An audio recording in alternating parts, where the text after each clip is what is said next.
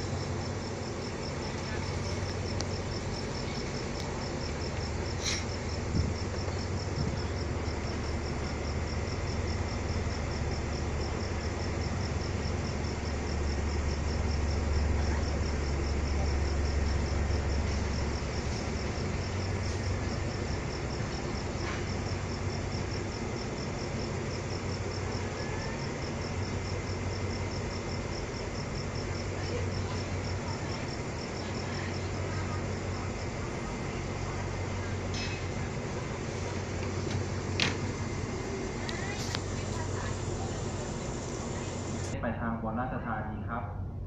ขณะนี้ได้เวลาที่ทางสถานีจะปล่อยขบวนรถเร็วบริการปีที่133จากกรุงเทพไปทางหนองคายครับขบวนรถเที่ยวนี้เมื่อออกจากสถานีชุมทางบางซื่อไปแล้วเดี๋ยวรถส่งผู้โดยสารว่าอยู่รถที่คมรถไฟกม11สถานีบางเขนหลัก4ดอนเมืองรังสิตอยุธยาเป็นสถานีต่อไปครับ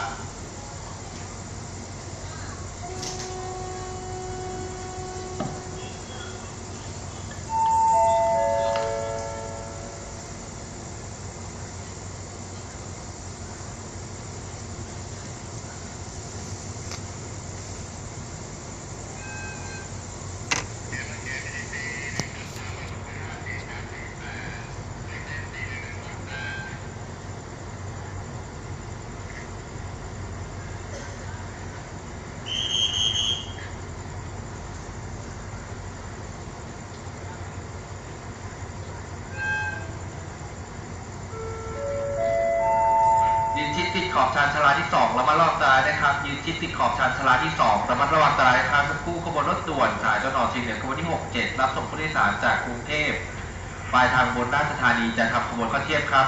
ยืนชิดติดขอบชานชาลาที่2ระมัดระวังอันตรายนะครับสักครู่ขบวนรถด่วนสายตะวันออกเฉียงเหนือขบวนที่67รับส่งผู้โดยสารจากกรุงเทพปลายทางบนราชธานีจะทำขบวนเข้าเทียบครับ